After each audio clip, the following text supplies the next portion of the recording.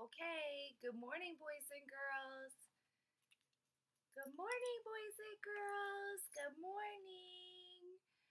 We are going to be reading chapter 3 of Number the Stars. And that starts on page It's a short chapter. It starts on page 18. Chapter 3. Where is Mrs. Hirsch?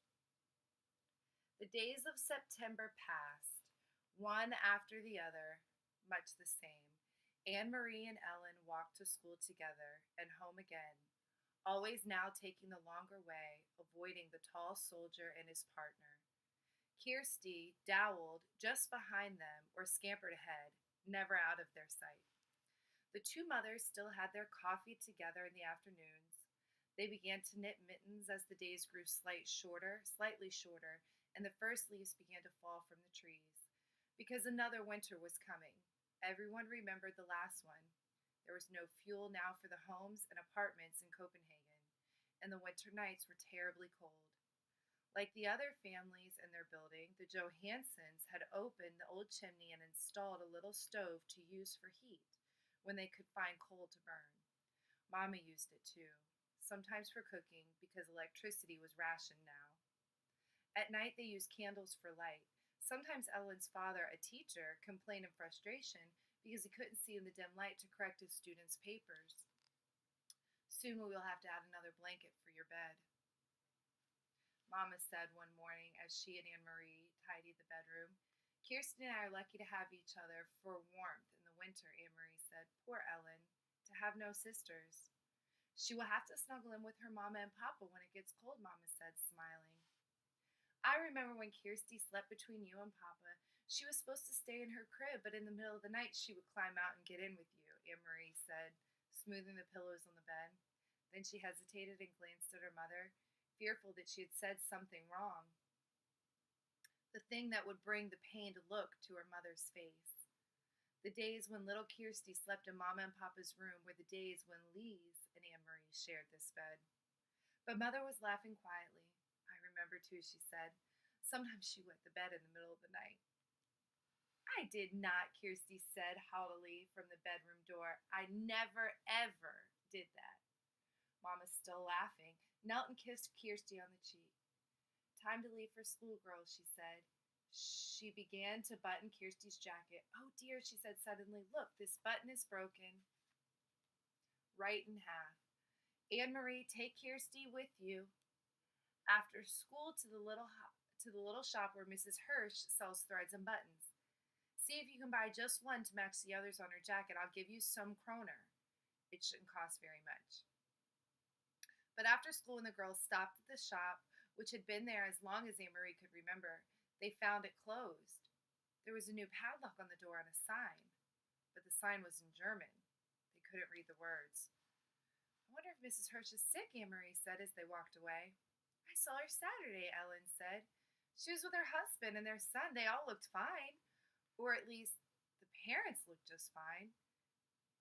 The son always looks like a horror, she giggled. Anne Marie made a face.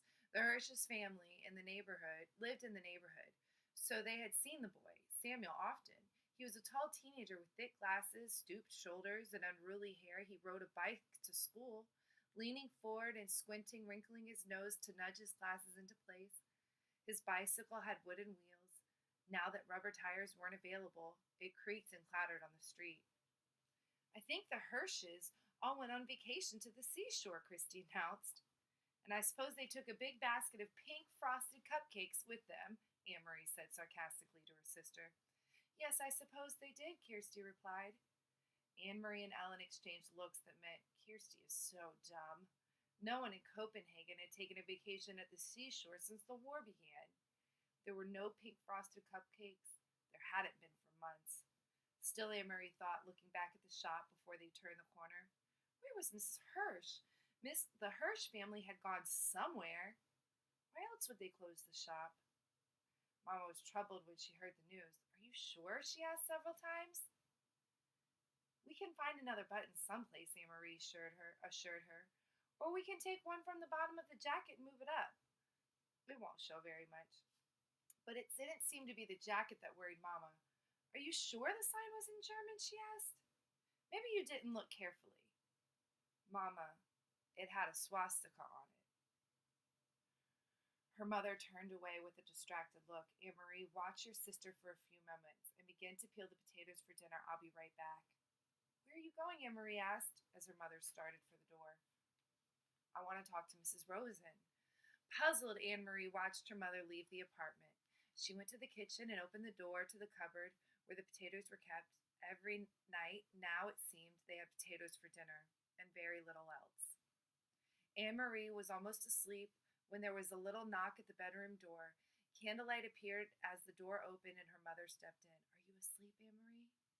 No, why? Is something wrong? Nothing's wrong, but I'd like to get you up and come out to the living room. Peter's here. Papa and I want to talk to you. Anne-Marie jumped out of her bed, and Kirsty grunted in her sleep. Peter? She hadn't seen him in a long time. There was something frightening about him being here at night. Copenhagen had a curfew, and no citizens were allowed after 8 o'clock. It was very dangerous, she knew, for Peter to visit at this time, but she was delighted that he was here. Though his visits were always hurried, they almost seemed secret. Somehow, in a way, she couldn't quite put her finger on it. Still, it was a treat to see Peter. It brought back memories of happier times, and her parents loved Peter, too. They said he was like a son. Barefoot, she ran into the living room and into Peter's arms. He grinned, kissed her cheek, and ruffled her long hair.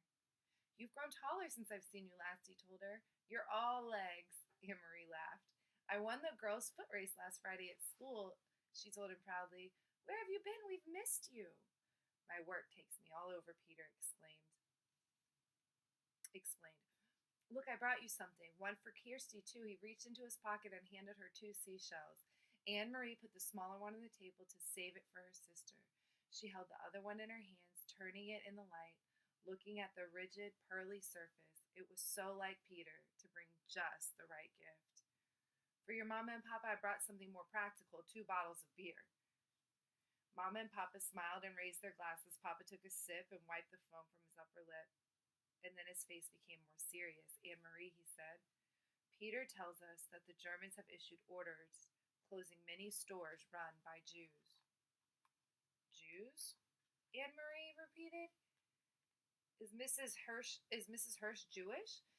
Is that why the button shop closed? Why have they done that? Peter leaned forward. It is their way for tormenting.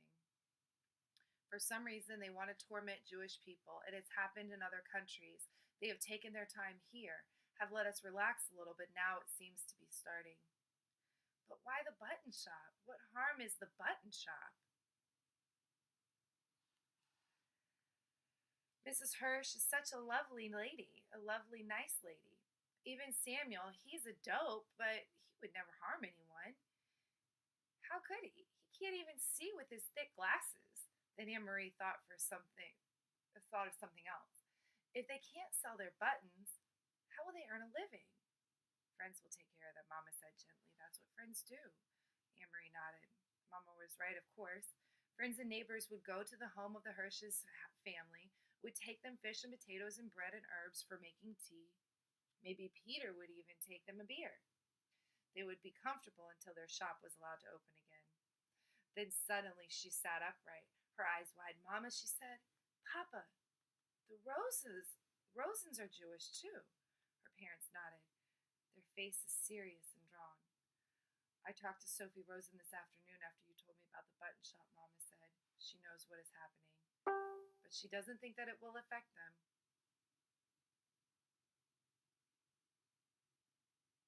Anne-Marie thought and understood. She relaxed. Mrs. Rosen doesn't have a shop. He's a teacher. They can't close a whole school. She looked at Peter with question in her eye. Can they? I think the Rosens will be all right, he said, but you keep an eye on your friend Ellen and stay away from the soldiers. Your mother told me about what happened in Osterbergen. Anne-Marie shrugged. She'd almost forgotten the incident. It was nothing. They were only bored and looking for someone to talk to, I think. She turned to her father. Papa, do you remember what you heard the boys say to the soldier? That all of Denmark would be the king's bodyguard? His father smiled. I've never forgotten it, he said. Well, Anne-Marie said slowly, now I think that all of Denmark must be the bodyguard for the Jews as well. So we shall be, Papa replied. And Peter stood. I must go, he said. And you, Longlegs, it is way past your bedtime now. He hugged Anne-Marie again. Later, once more in her bed, beside the warm cocoon of her sister, Anne-Marie remembered how her father had said 3 years before that he would die to protect the king. That her mother would too, and Anne-Marie, 7 years old, had announced proudly that she also would. Now she was 10, with long legs and no more silly dreams of pink frosted cupcakes. And now she and all the Danes were to be the bodyguard for Ellen and Ellen's parents and all of Denmark's Jews. Would she die to protect them? Truly? Anne-Marie was honest enough to admit, there in the darkness to herself, that she wasn't sure. For a moment she felt frightened, but she pulled the blanket up higher around her neck and relaxed. It was all imagery anyway, not real. It was only in the fairy tales that people were called upon to be so brave, to die for one another. Not in real life. In Denmark. Oh, there were soldiers, that was true. And the courageous resistance leaders who sometimes lost their lives, that was true too. But ordinary people like the Rosens and the Johansons, Anne-Marie admitted to herself, snuggling there in the quiet dark, that she was glad to be an ordinary person who would never be called upon for courage. Have a good rest of your day at school, boys and girls.